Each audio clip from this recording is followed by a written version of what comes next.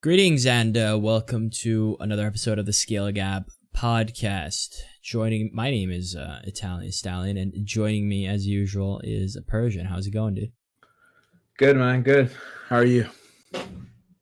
Shit. Like, so shit. I just finished my stream. If you don't follow me, twitch.tv/Stallion Sama. And I just played Weekend League, and it was an abomination. So, I mean, let's just jump into that. Let's just jump into hold on.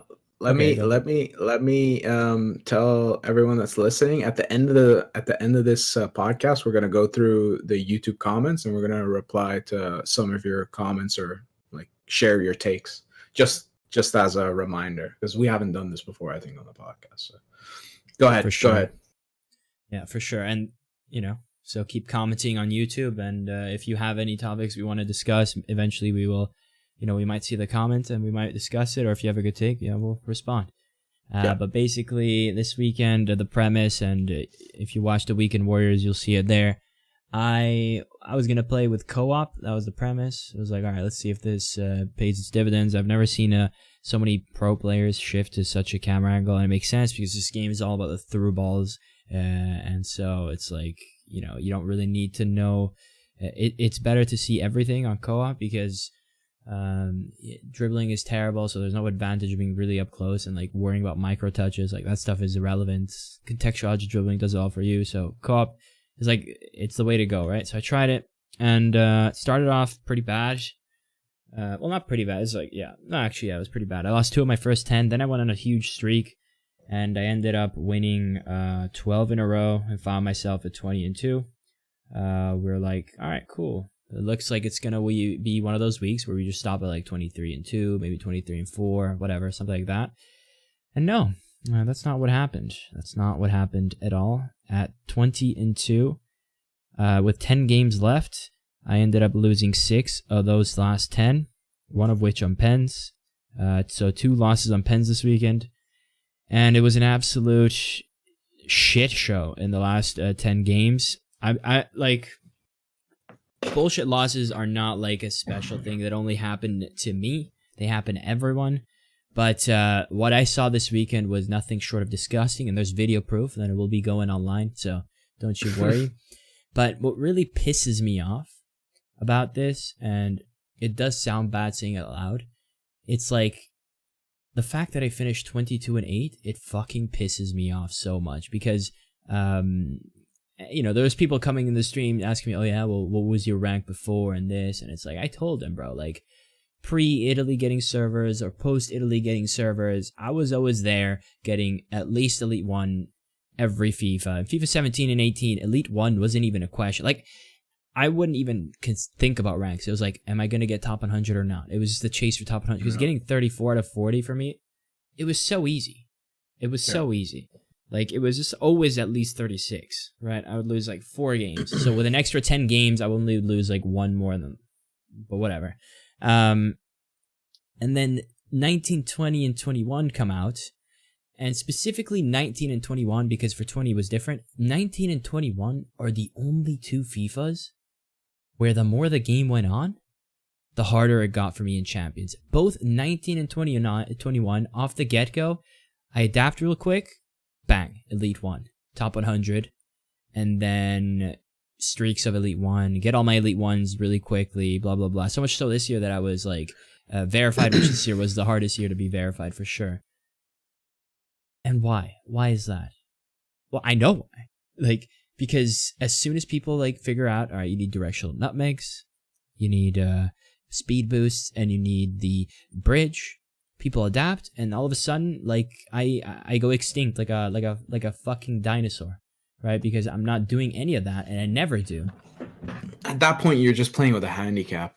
I think you phrased it the wrong way. You say I adapt, but you don't necessarily adapt. You always play your own game, right? It's the other people that like adapt to the meta, and they start making the game unplayable, basically, if you don't use the broken skill moves. Because I've said this before, and we've talked about this before. It's pretty much impossible to be consistent in a game that has this much RNG without doing these broken skill moves, because that's the only thing that can beat the RNG. Like you can't, like the way you play and the way, well, both of us, to be honest, the way both of us play, we hope that like the passing works the way we want it to work, and that's literally how we have to play. We have to hope that the game works with us, right?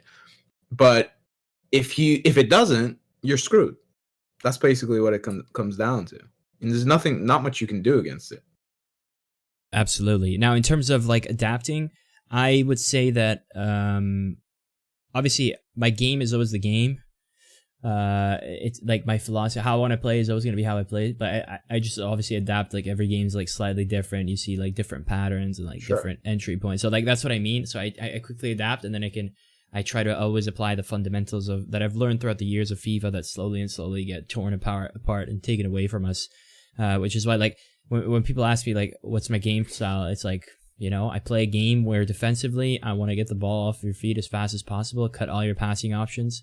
And but obviously that's not possible. So there goes my plan defensively.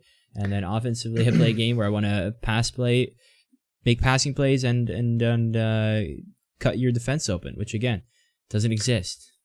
I think the sad part here is you don't play by a set rule book, right? Like when we talk about the meta, it's basically everyone plays the same in this game. You either like spam the through balls on the wings, or you skill cancel through the middle or whatever, right? You use them wherever you can.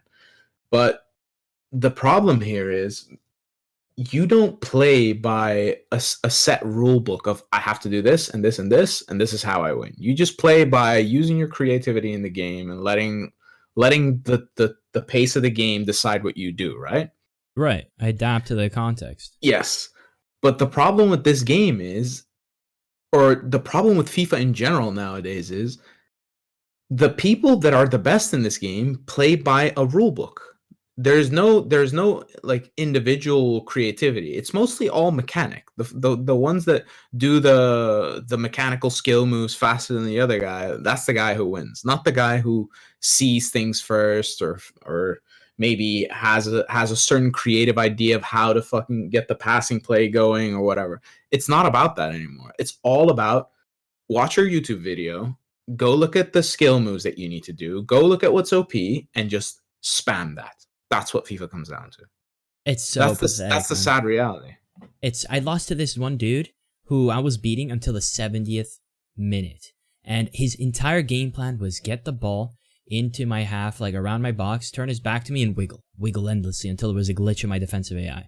Bro, like it drove me nuts. I had 30% possession, he had 70%, and just doing that. Like, bro, do something else, man. Like, holy balls. But anyways, in terms, and like a lot of people like, you know, you got, I like to call them, well, one of them I like to call like Statman Steve, you know, the guy who's always like, that didn't happen because he's got this many stats, or, you know, it makes sense that he didn't finish there. He doesn't have good finishing stats. Like, Statman Steve, whether it's Statman Steve or the devil's advocates of the world, it's like, a lot of people will be like, dude, just accept the fact that, you know, people improved, you're not as good. Man, if I'm going to become worse at the game, I will completely accept it. But the drop from like Elite 1 to Gold 1 is gigantic and unacceptable. And like, there's so much proof in my videos to what we're saying. And one, even more, we talked about my Silver Weekend maybe last time, but like, okay, I did my Silver Weekend League and I played with just silver players. Okay, the only gold player I had was my keeper, but it didn't matter because he was garbage. I finished with 22 wins, 8 losses. Same as this weekend. What does this tell you? Now, at face value, if you debate yourself, you might think, oh, that proves pay to win doesn't exist. False. Because you have to look at the context. I don't play with the tools that would make the cards that I have on my main team perform better, like the cheesy directional nutmeg and bridge. Here's another thing, though, that puts it all together for me. Principe, pro player, way better than me at FIFA, won thousands upon thousands thanks to FIFA, like tens of thousands, because he's won European tournaments, keep qualifying, one of the best players in Europe. He's a top player. That's what everyone respects him. Everyone's like, this guy's different. He played with a full silver team, but he had a 4.55 million player. He had a player worth more than my entire team in his team, so with 10 silvers around him. and he finished 21-9. One less than measly little Stallion. Am I So he saying I'm played better with than me? Eusebio plus a silver team, just to be clear. Exactly. Eusebio plus a silver team. I played with only silver players, but Neuer in net, right? So like, it's not like Neuer is gonna do some Rabonas for me in the goal. No, he's a goal. He had Eusebio. Okay, so am I saying that I'm better? No, I'm saying that says everything you need to know. All of a sudden, Principe guy drops 30s like it's nothing, or elite ones at least. Obviously, sometimes he has hiccups. It's normal. How does he do it? Directional nutmeg, bridge, step over, this, that. All of a sudden, you have the silver players. You can't do it. It comes down to the fundamentals. The point is, I was watching your stream whilst watching other people as well. I had multiple streams open, and the difference I was telling you after you went off, I'm like, watching those games, the way you play, obviously there's not much you could have done. Like, you get rigged, you concede rigged goals, you don't concede the goals. There are some slight details that you could do better, but in general, there's not much you could have done in those games unless you start breaking the game. And that's the extreme difference that you see when you watch multiple streams at the same time. When I watch certain pro player friends of ours, when I'm watching their stream, they struggle the same way you struggle in those games. But the only difference is they win the game 4-3 and they've scored 3 bridges or directional nutmegs or whatever. Like, they've broken the game that way, and they scored 3 of their 4 goals that way, and they beat the opponent 4-3. Like, and you end up losing 2-1 or whatever, right? Without doing all those skill moves. So it is like a gigantic handicap, and they've basically made this game that it becomes unplayable as time progresses, because everyone just adapts to that and everyone just copies that style, and everyone plays exactly the same way. And it's like 90% like do a scoop on top with the fact that they park the bus. They literally park the bus. They have no interest in playing the game. They park the bus and they wait for you. They soak up your pressure and they play the through ball. That's all this game is now. And especially in weekend league. It's disgusting, man. And it goes to show you the ceiling is low if you forced everyone, not everyone, just the pros, to not play. All right, for a full weekend, you may not use a single croqueta. You cannot cancel a single shot, a single action. You cannot do a bridge or directional nutmeg. None of that shit. Basically, play like how I would. They're gonna drop a lot more L's than usual. At least 3, man.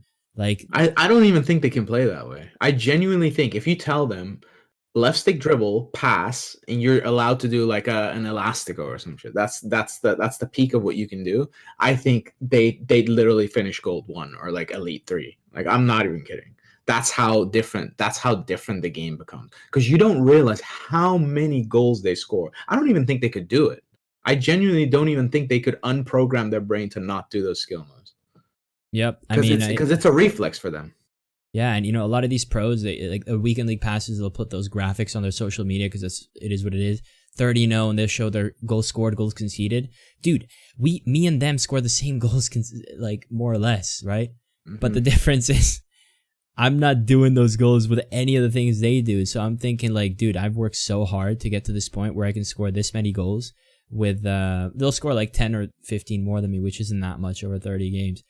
But like, I don't think you can like get much better than what I'm doing in terms of statistics of goals scored and conceded. Like, if you don't do that stuff, and one thing that I want to make very clear is not that we're saying that people should play like how I say, and I'm like the dictator of saying this is how you should play FIFA. We're saying it's fucking ridiculous that that's how much of an impact a skill move can make. That you have to play that way. It's flipped to its head. There's always been, I think, a FIFA 18 heel to heel was insane to get that half yard. I think a FIFA 17 Burba spin or ball or body feint, they were great skill moves, but they were always an extra, never the complete package. And now it's completely like the extra might be what I'm doing, and the main gameplay is like these stupid directional nutmeg speed boost thing. It's so stupid, and it pisses me off, man, and it's disgusting. But let's go into, I mean, I've said this before, but what you said to me on stream when you said the defensive AI compared to FIFA 17's offensive AI. Yeah, so basically, yeah, I remember that example, because like I was playing, So basically, for context sake, the first mega viral video I made was a video that Persian and I were like filming clips for on 17, and we showed that the more you try to mark a player, the more that player will move to try and open space. So constantly marking is difficult, and you're gonna have to constantly jockey while also paying attention to the ball holder. So the whole point that we made was that offensive AI was like a living, breathing organism, and it constantly adapts to the context. Which made for a really fun game because you could always be creative and it was hard to defend. The same thing is happening in FIFA 21, but for the inverse. So offensive AI is dog shit, but what's insane is that like I noticed that when my opponent was trying to press me, he had all the options covered. So what do? I trigger my right center back to run forward because I see that the player next to my right center back, his AI, it's an AI player. So I was like, oh, so if I trigger his run, he'll be free. No. That guy kept tracking him. Like perfectly. So I was essentially stuck, and it's why team press and all this stuff, then when they mark everyone in your team, it's so OP because team press on or off, it doesn't matter. Like the way the AI marks your players out of their way, even in your own half, it's insane. It's like they flipped that AI on its head, and now it's the defensive AI that tracks everything to the context, no matter how you trigger a run. And you can never I literally manually triggered a center back to run forward, and he was still man marked. Like, I couldn't believe it, man. Yep. It's disgusting. And the problem is, if you don't have constant press or team press on, a lot of the times the RNG will decide if they track you. Strangely enough, around the box, they do it pretty well. They mark it pretty well. But when you have bigger spaces and basically you're pressing your opponent and you have a lot of people on the opponent's half, then they start to not track anything anymore. They'll just stand still. When certain through balls are played or whatever happens, like the CDMs will literally just stand still. I don't understand like how that's coded or why, or if they like purposely do that to basically make the like nerf the offensive team or in that situation. But I don't know what's going on there. Like I've seen so many instances where it's just to your advantage to be the team that's countering basically. Mm-hmm. That's why this game, like every game, every FIFA that passes, I feel like the more you outplay your opponent and the more the game will try to keep it close basically and every FIFA I see that passes by, this becomes worse because it was already a thing in 19, 20, even 18, but like I feel it keeps getting worse, man. It keeps getting worse. I can't even count the amount of games that I lost that I feel like I should have just clobbered the other like opponent, right? But for some reason, it just stays close, and like the games gives you give away so many RNG like AIDS goals. Like it's just very, very like I don't know. It's very triggering. It's very triggering to play this game.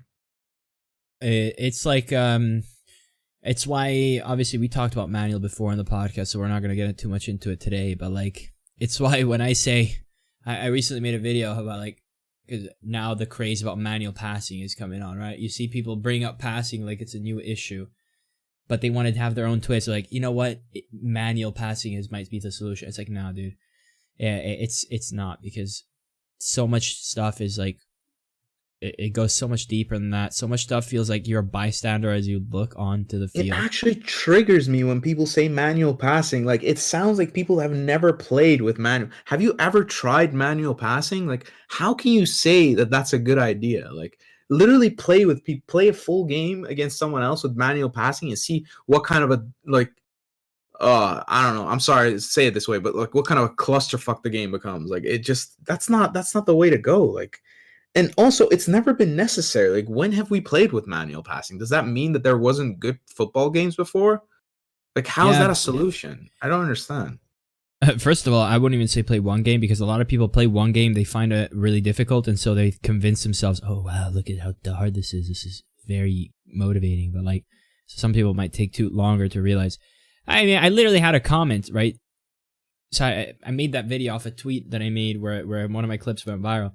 And I pinned a comment that said, look, man, I used to be one of those guys that thought manual was the answer. I tried it. Nah, it doesn't work. Because like you said, the runs change. It's just a mess, like how lock-ons. And that was the point I made in my video as well. Like, I showed that pass, which did you see that tweet, by the way? It got like insane traction. Which one? I don't know which one you go. Just elaborate which one you mean. Maybe I saw it. Oh. I did a pass to Eto running to the right, and then oh yeah, I saw that one. I saw that one. Yeah. Yeah, I saw that one. So even though I passed to the right and Eto was making a run to the right, the game was like, screw it, we're going to pass to the left, and we're changing Eto's run for you after the pass is made. So essentially, there were no clues. There was nothing in the world that would have made sense for me to pass to the left. Everything happened after. I was a complete bystander in the fact. So when people tell me, make it manual, no, because hypothetically, I said in the video, let's just say that when Eto was running right and I aimed right to pass to the right, let's just say I didn't pass right.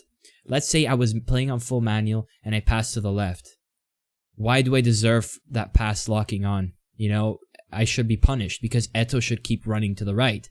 So if he changes his direction after the pass is made, that goes to show that the only problem isn't aim. It's also AI, offensive AI, defensive inability to react, and then the offensive player reacting better than the defensive player and shifting his run. That's not how football works, Chief, man. I know plenty of people played at football at a high level and they laugh when they see that stuff in game. They're like, what do you, dude, the ball travels faster than a man can run. Do you think you can change your run that fast after a pass is made? No chance, bro. It's not possible. It comes down to there being so many variables, and there isn't like one simple fix, like do this and it's fixed, you know? Like there's a lot of variables, and there's a lot of things that they've changed for the worse, which accumulates to the mess that is FIFA 21. And I don't know, like you made a good point before saying the harder you make it, like say you do manual passing and it becomes so hard to pass, basically people are just going to park the bus more. You've said this before, like it makes sense, like you're going to try the way to, it's going to be worse now because all you need to do with manual passing at that point, you're going to just pray for the through ball or the one pass that you have to do instead of intricate passes. Like it's going to be very difficult to play creative football against a deep line, you know? Yeah, like it's such an easy solution. It's like manual. If you make full manual game, everyone's like, "Oh, finally, no more bad passing." Well, first of all, the Eto clip proves that's not the case because we all have the other issue with the locking on of runs and the game changing runs for you. Second of all, like such an easy solution to counter that. People already park the bus. If they know that they can park the bus and they'll be pretty much bulletproof unless the guy's like out of his world cracked. They'll do it, dude. They'll do it immediately. And it's like, why would you even go that route, man? It blows my mind. I think in general it's just not a solution. And like I said, there have been good football games before this, and they didn't have manual passing. So it's not that assisted passing is the problem. It's the degree in which you assist the passing. That is the problem. People keep wanting to add things. I remember when nutmegs were prevalent. What if we add a button to make you close your legs? Like, what do you mean, bro? Like, people always mistake. They. First of all, how do you keep adding things in a game that's fundamentally broken? Fix the fundamentals. Second of all, people look at my passing videos and they keep going back to manual, and I'm like, look, Chief, you don't understand what I think about passing. If I see my defense is split open, like Moses came in there and split the sea, right? And my opponent's offensive AI runs into that gap. All I care about is that that's a clean run in a clean space, right? If he aims slightly 45 degrees to the right or left, I don't care. Like that's the pass you want to make, and it should work. The point is that what works is on, and what doesn't work, it doesn't work because it's not on. But that's not what happens. It comes down that he worked to open up your defense. So at that point, it's on you for not tracking. It's on you for not like doing what you needed to do. So at that point, he deserves that. Like that's the thing. And people don't understand that not people, but some people don't understand that. Yeah, it's like, all right, there's a run into space. Who sees it first, the attacker or the defender? Whose reacts first? The attacker or the defender? Does the defender track it? No. And does the attacker pass in time? Yes. Okay, it works. Go. Like, it's simple. And then we come back to second man press, and that gives Yeah. you something to combat it, and that brings everything in a balance. Like you give the offensive player offensive AI that's cracked and decent passing, and you give the defensive player either his vision, like defensive maneuverability, and second man press. Like, people like to throw this around as if they've always been aimed super well manually. Like, please, man. When there's a run on the wing, what do we all do instinctively? We aim the analog to the wing and slightly to the side because in our head we've got this trajectory of the ball going on the outside, right? That's what we want. It doesn't have to be pinpoint, but like you roughly give that input, and most years that would have given you that same result. Now, no. If the game can, all of a sudden, that through ball that you wanted to do around on the outside of the fullback, right? If the game thinks that it can fix it for you so you can go cut inside, it will do it. And that happened in my favor this weekend, where I literally wanted my fullback to go on the overlap or on my opponent's fullback. But because there was an opportunity for the game to intervene, the through ball went to the complete opposite way I aimed, and it cut straight down the middle. And it worked. No, this is unacceptable. Like, so to a degree, the aim should be there, but like, nah, man, it's crazy. Do you feel like now that you played a full weekend league that it's getting sweatier and sweatier? Because just based off the fact that they bring out player picks and stuff, it seems like they're trying to incentivize us to play so much, even though the player picks are for terrible team of the weeks, and for some reason they always do it in terrible team of the weeks. But do you feel like the numbers are going down? Honestly, man, like, even though on paper it makes sense that less people are playing, so it's harder, it might be sweatier. Oh shit! But like, these players aren't that much better than the ones I was playing at the start of the year. You know what I mean? No, like, it's not necessarily about them being better. It's about, you don't necessarily have to be better than the other guy, but you definitely are more adapted to the meta. Okay, then in terms of that, yes, more people play to the meta because you see more fives at it's the like they want, it's like the people that are left now. That's just my feeling. I can't like prove that with anything, and it's just off going like talking to people in Twitch chats or whatever, like people saying that they don't want to play either. They don't want to play weekend league at all, or they're not playing full weekend leagues anymore. So I feel like the people that are left that are playing full weekend leagues are the guy that want to win the most, the absolute most. They won't attack. They won't do anything. They'll just be like, they'll just adapt to the rat play style, basically. Yeah, they have no playstyle. They just know what works this year, and it's like, oh, it's part of the game, bro. 5 at the back, but holding my center back between my CDMs and just chilling, like, yeah. But do you not feel like the fact that you're facing players like that more shows that the numbers in weekend league are going down? 100%. I think it is going down. That's why I think they are adding these player picks. So for context sake, on top of the player picks are rewards that you would get for playing weekend league. Now, if you win 10, then 16, and 22 for each of those checkpoints, you would get an extra player pick during the weekend. To incentivize people to play. Now, the question I have for you is that if we not necessarily criticize this, right? But we see this decision and we're like, they're just doing this because they know their numbers are down and they want more people to play weekend league. What would you say if within EA their reaction was like, we can never win, we do something good? But the thing is, I'm not being negative about it. It's just the way I look at it. Like they can do this every week. I don't care. It's just, it's good. It's a good incentive. I'm not saying it's a bad incentive. I'm just wondering why now. That's the question I'm asking. I'm not criticizing them for it. Like, that's the difference. I'm not angry about it. It's like, the more the better. Like, do it every week. But the question that I have is, because I see a lot of people being negative about the game and not wanting to play anymore. And I have that same feeling. And honestly, if I'm being really honest, even the player picks aren't enough to make me play a full weekend league. Like, I don't care about these dead team of the week cards. I might be tempted. I think in general, like, team of the weeks are dead. Like, team of the weeks are done. They are so below the power curve. They're pretty much below the power curve from early on in the game. I'd say from a month or two in the game, they start getting below the power curve because we get a promo every 1 to 2 weeks, no? And the promo cards are significantly better than Team of the Week cards on average. Significantly better, and then EA doesn't even let the Team of the Week speak for the real life counterpart of the sport, because Messi scores 2, Ronaldo scores a hat trick, and they still don't get in. So like, fuck that. Like you can't even, if like the footballing gods give us the players we want, and they still don't put them in. So that's why I think in general, that's why so many people drop off faster in Weekend League now, because it's just not worth playing. I think if they actually bring in promo cards, which they won't obviously, because that's the only cash cow that they have, and that's the only reason people buy packs still. But if they actually would do promo cards the way they do in Team of the Season, and if they would put those in red picks, or even mix it up, get either a Team of the Week or a promo card, I think a lot more people would play. Yeah, for sure. I think they would. But the problem with that is that also, like you said, they would never do that. It's I don't think too user friendly, bro. It's way too user friendly. Yeah, absolutely. And that's the thing. Like that's why we always wonder. This company is not user friendly at all. Like whatever they say or whatever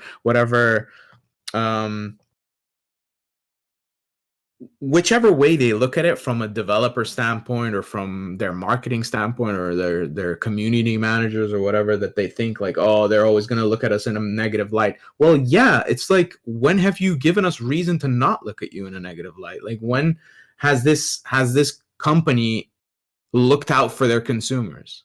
Why is it always like icons? Like, what have we gotten a good icon SBC, by the way? I think the best one we've gotten is this week. We got Zambrota, who is a fullback at the moment. Yeah, like SBC. What are we talking about here? Like they haven't even given us a semi-good attacker or whatever. Like it's all they just, every time they make you happy with nothing. Like they say, oh, we're gonna bring back icon SBCs. We're in March, like we're toward the end of March, and there's still no icon SBC that was worth doing. It's just embarrassing, man. It's really embarrassing. But I think this is a good segue into some new controversial statements that they made. Yeah. So, yeah, go ahead. So last week we talked about, or last, I don't know, whatever the last one was, we talked about the scandal that came out about the whole black market allegations. Super quick rundown is, proof started to emerge that there was a black market where people would pay someone within EA to put cards in their account illegal, like by using the guy's power at EA, and he would get the money, right? So that was how it went. And so they responded. So the Mirror, which is a British, I believe, newspaper or whatever, they had claimed to have exclusive questions where they asked EA a bunch of stuff. The first 3-4 questions are completely irrelevant, just normal answers to normal questions. And then there was a last question where whoever was asking these asked EA, first of all, if this black market scandal makes them rethink how the most valuable items in the game are available, and if this is a sign that they should be made more available because you don't want a black market. And 2, they asked also about if this is time, another reason why you should change the system of FIFA Ultimate Team is also because the pro players all claim that they all have to spend tons of money to get the best items of the game. So maybe the system of FUT is unhealthy. And their response was nothing short of shocking. I know some people were like, guys, we shouldn't be surprised. This is damage control, obviously. But it's just bad, man. Like, it's bad. And I'm just going to read you. I'll read you like the first sentence, and then you react, all right? And then we'll go to the next sentence, all right? So we'll do that because I have it here. So basically, to all of these allegations, to the Mirror saying, shouldn't you change it? The pros are saying it's too hard. They say, FIFA Ultimate Team is a multifaceted game of skill. It's important to note that you can acquire all items in the game without ever spending money, with purchases being entirely optional. What are your thoughts on this opening statement? I'd say it's probably top 3 most embarrassing statements that they've made ever. Like, where do I even start? There was a guy that had a very, very good, he basically did the math, and he explained that if you don't spend money on this game, it's practically impossible to accumulate enough coins in a short amount of time to be able to at least to be able to enjoy your players just being free to play. Like that's impossible. Like if Moments R9 or is 15 million and you have 11 of those types of players that are around the 10 million mark, it's impossible. Like I don't know what kind of crack they're smoking, but like it's literally impossible. So you would have to be either the most insane trader in the world, and even if he did the math, even if you traded and you made 1,000 or like 10-20,000 coins per, I don't know, 5 minutes or whatever he said, 10 minutes, like even then it wouldn't be possible. So it's the most ridiculous statement I've heard in a very long time from them. Yeah, no, that guy said, look, there's 3 routes you give us: paying money for FIFA points, and he worked it out for the dream team. It would have cost £80,000. So not realistic. Trading, and then playing the game, and then the amount of time for both, with very generous, right? So he said, assuming we make 1,500 coins per game, you don't. We make 500 coins per game, including, rewards and whatever. He included everything. And trades 10,000 per hour, which is way above the average user. Okay, so with all those, it was like an absurd amount of playtime. So it's not realistic. So, but for me, this opening statement, what made me laugh was the first thing: FIFA Ultimate Team is a multifaceted game of skill. This is the cringiest thing I've ever read in a while, because it's like, to me, it's like, all right, they know that anyone within FUT knows the truth.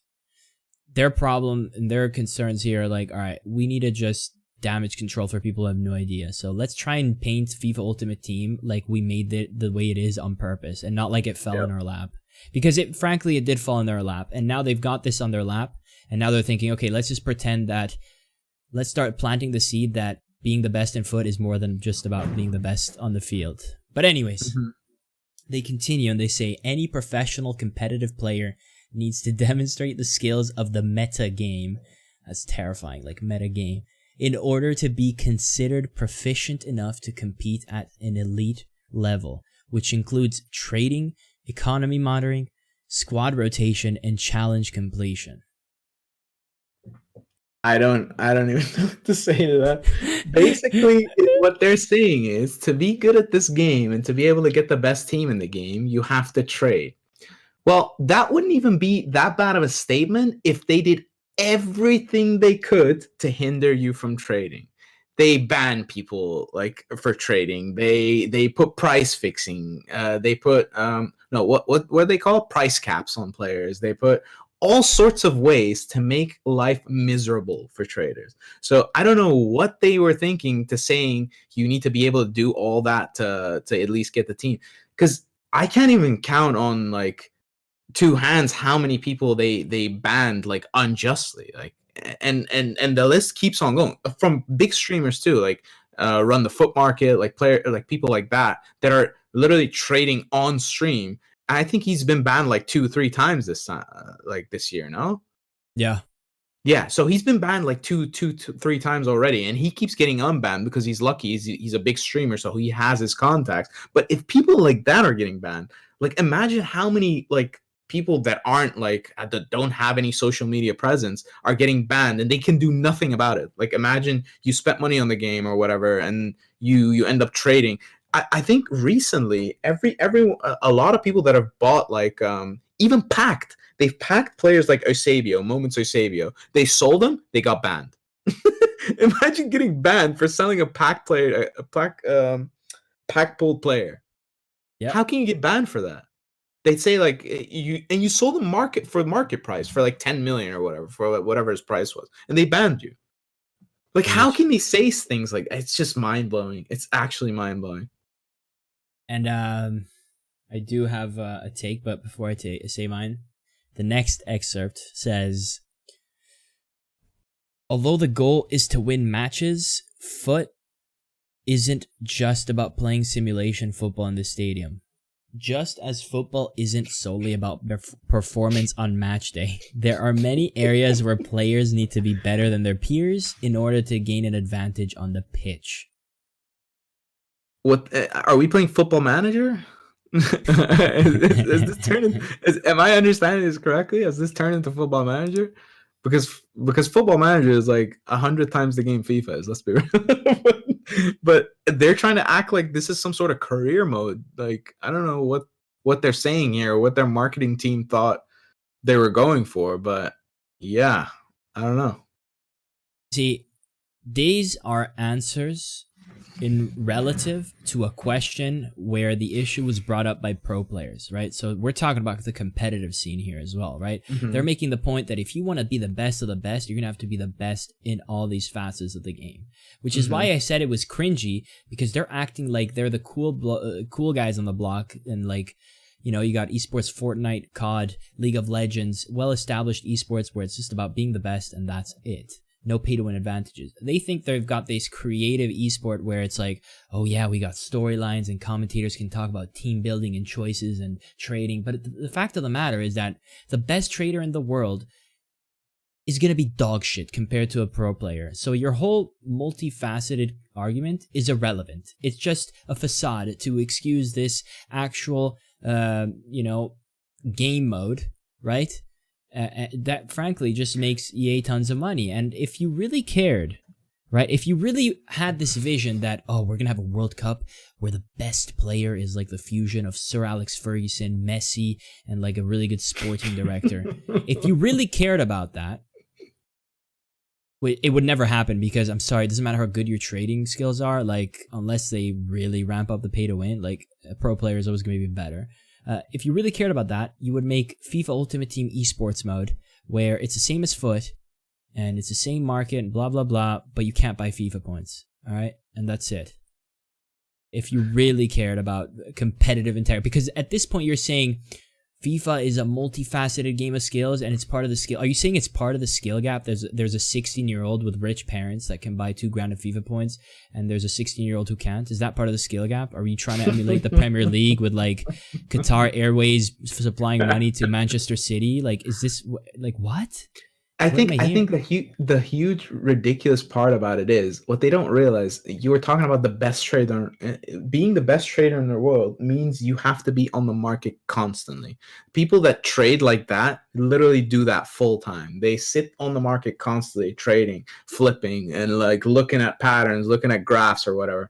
Like they constantly are busy doing trading. Like that's the way they play FIFA.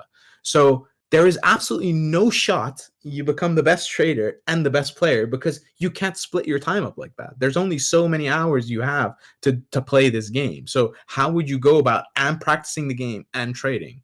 That's literally not possible. So there's no way you can do that. It's literally impossible. And at the end of the day, like the fact that this is their response to a question about professional players' concern, it's just insane. It's just an excuse to keep the current system, and they end the whole thing by saying progression is a prerequisite if you intend to be a professional player in any sport, and esports are no different. Like that was the whole point of them literally not being consumer friendly. All they do is just look at us as like milking us basically for every cent that we have, and they insult your intelligence by bringing out statements like this. This is what makes it worse. I'd rather them just not say anything than say ridiculous things like this, because you're literally making yourself just look worse and worse. The thing is, it's kind of like when they had, remember there was that trial and the whole meme came out of the lawyer representing EA saying surprise mechanics. Yeah. The thing is, when you're such a big company like EA, I think there's so many employees and so many people that like the people making these statements and like saying surprise mechanics are not the devs or like anyone within the community. These are just things that they have to say to sort of try and trick the ignorant people of the world who don't play FIFA Ultimate Team. And I don't mean ignorant in a negative way. If you don't know FIFA Ultimate Team, people that just don't know Ultimate Team. Yeah. Like you've done well. You're free of this demonic mode, and stay free, please. But like, they're doing damage control for people who might be like, oh, what's going on here? Oh, yeah, I guess it makes sense that you need to be good like in real sports. Yeah, cool. Okay, no outrage, right? But like they know anyone who plays FUT and has this take is literally the 0.01% who plays devil's advocate on literally everything. It's not a thing. I think the problem is, Matt, it's just extremely like it's intellectually dishonest. Like you're just acting like you're basically just acting like things that like everyone's just seeing things wrong. Like you guys are seeing things wrong. And obviously, like you said, the statement isn't for us, but we're the ones reading it too. And it's just such a slap in the face. Like there's so disingenuous. Much, yeah, there's just so much even constructive criticism from the community to within their limits to make things better, but it just seems like they're just so adamant on just squeezing every penny out of us that like they just don't even care. Like they're thinking, and they're probably right, to be honest. They're thinking whatever we do, you're still going to play this. You're still going to play it. So why would we change anything? Like they literally don't care. They just don't care. They don't care, but they act like they do in the sense yes, that like they those speak statements like they about mental health and stuff. They don't care about your mental health. They don't care about any of it. Like all the statements that they make, all the whole marketing machine, like it's all these companies. They don't care. They only care about your wallet and them getting paid. That's all they care about. It's like no one. Obviously, you can't because I guess there's bigger things at play and shareholders and like public image. But like at the end of the day, that's where a lot of the hate stems from. You say one thing and you do another. So that's what it comes down to. Yeah. But yeah, that was definitely an interesting excerpt from them. And actually, one question is, what do you think about? Because I've seen a lot of people say, "Oh, I mean, this is not a surprise. We knew this already." What would you say to that? What do you mean? Like the people they responded like that? I mean, they're not wrong. We did know this, but like I said, it's still a slap in the face when someone just basically is so, like you said, disingenuous or dishonest or whatever, like this. It's basically just makes everything worse. Yeah, for sure. Let's move on to the comments that we alluded to at the start. There was some comments, some takes that we have here saved. So for sure, keep dropping the comments in the YouTube comment section. And if you have suggestions for topics, we'll get to them eventually. Sean McCauley, I hope I said that right, he said, I don't get white people, or I don't see why people are so outraged by this. EA is a disgusting and corrupt company marketing a terrible pay-to-win game to one of the most violent, exploitative communities in all of gaming. Wow. I mean, he's not wrong, but what did he say? Like surprised? He said, "Why are people so surprised about this?" Yeah, about the allegation. This is in reference to the black market allegations, and like we shouldn't be surprised that this is happening. I mean, to be fair, like this wasn't the company doing it. These are individual employees, so there is a difference there. But like, no one's denying that. Like in general, corporations the size of EA are all money hungry. Like that's the way they become as big as they become. But this was specifically, from what I understand, anyway. We don't have any proof or whatever, but like these are individual employees that did things out of their own accord. No. Yeah. It was, from what we understood. Otherwise, they wouldn't do all this research. So it is surprising from that sense. But yeah, I mean, he's not wrong about. Yeah, like for example, if tomorrow there was scandalous EA admits to DDA, like I would still be surprised, even if everyone talks about it every single day. I would definitely be surprised about that. I would definitely be surprised about that. You know, you would still find that people, I'm not surprised, I knew this already. I mean, it'd still be surprising to admit it. Like, it doesn't matter if you know. Like, once you get the verdict, that's like, true. Damn, bro. True. So, like, I don't get this comment. But, you know, when things happen, it always going to surprise me, if you know.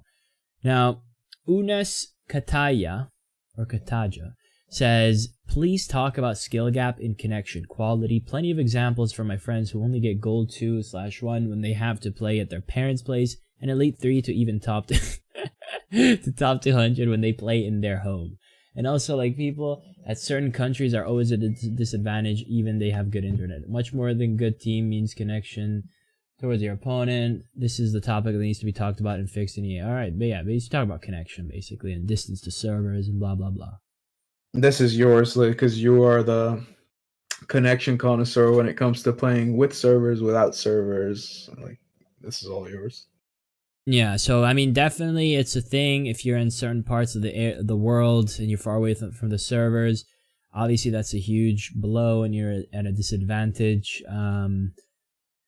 But even if, but a lot of these countries, it depends on which. It's like, if your internet and your ISPs are just trash, it doesn't matter. Like you're screwed either way. The problem here is that a lot of people think about having a server in their country as like saving grace, and it makes a huge difference. Don't get me wrong, because for years I feel like Italy was part of like the trash can of Europe in terms of FIFA connectivity. We were far away, playing Germans on their servers. It was a nightmare. Now we have Italian servers, and the gameplay can still be very, very bad, but the upside is that I barely match Germans now, so I'm just matching Italians, Eastern Europeans. So it's like less of a handicap against me, but it's still, the skill ceiling is lower because the connection is trash. So obviously it matters a lot. In terms of like playing in different places, I mean, I remember when I played in Germany, I was kind of in shock last year how much like smoother the gameplay was, and how much different it felt. It was just more consistent throughout the 30 games. I could worry about less things, so for sure that's a thing. In terms of parents' place and their own, I think we funny. can all agree that connection for everyone is a very prevalent thing in FIFA, because connection definitely does make a huge difference.